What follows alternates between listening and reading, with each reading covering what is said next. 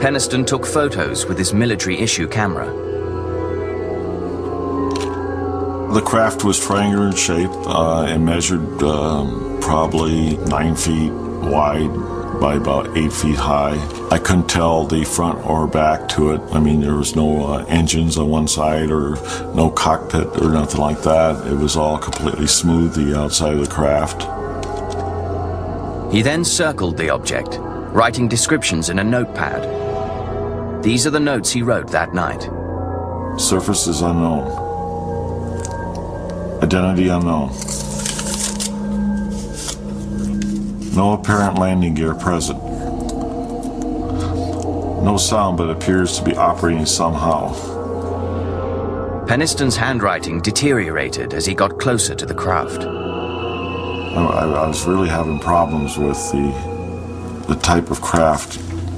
I keep saying it's unknown. I have a problem with understanding what I'm recording here. Finally, he reached out to touch the object. The fabric of the craft was smooth, like glass. It was warm to the touch, but not hot. There wasn't like lights on it. Somehow it was in the fabric of the craft. On the front side of the object, Penniston noticed several strange symbols. He copied them into his notebook. They were like markings, not numbers, not language. There were several, maybe 6 symbols, measuring 3 feet wide. I wasn't trained for what I was experiencing. Suddenly, the object emitted a blinding flash of light. The men took cover. Then the object, whatever it was, lifted up, went up, and then moved back away over the trees. The speed of the craft leaving the area was, the best way to describe it is probably in a blink of an eye. I've never seen any craft move that fast in my entire Air Force career, and I don't think I ever will again. As the men slowly got to their feet, their attention was drawn by another flash of light through the trees. At first, they assumed it was the craft, but on second glance, they realized that it was the Orford Ness Lighthouse, 5 miles away. Burroughs and Penniston checked their radios. They were working again. It was now around 5 a.m., roughly 2 hours since they'd first spotted the mysterious lights in the woods. They contacted the CSC, and their commander ordered them to rendezvous with a security team back at the East Gate. So we were like, what are we going to say? We can't explain what we saw. We can't explain what just happened. Later that morning, the men were brought in for debriefing. Penniston was reluctant to divulge everything he'd witnessed. It was not a good career move to report exactly what we seen.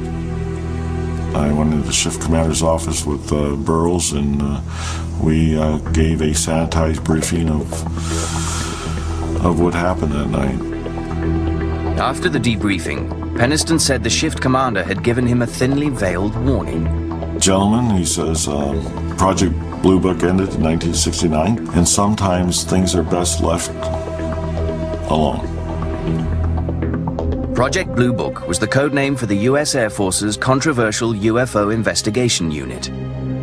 During the course of our investigation, we have talked to numerous people. Before it was disbanded, its task had been to determine whether UFOs were a potential threat to national security.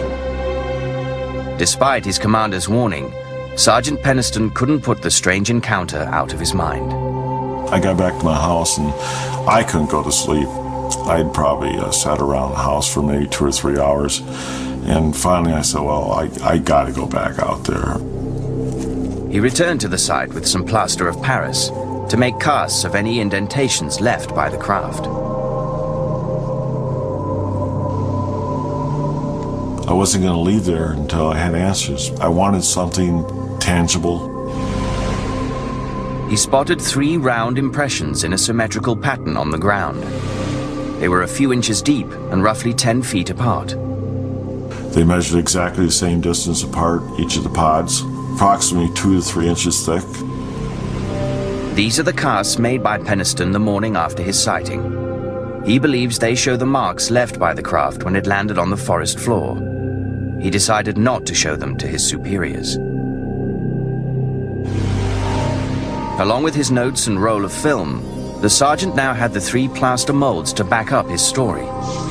But Peniston's physical evidence didn't solve the mystery of Rendlesham. Just 2 nights later, the UFO returned.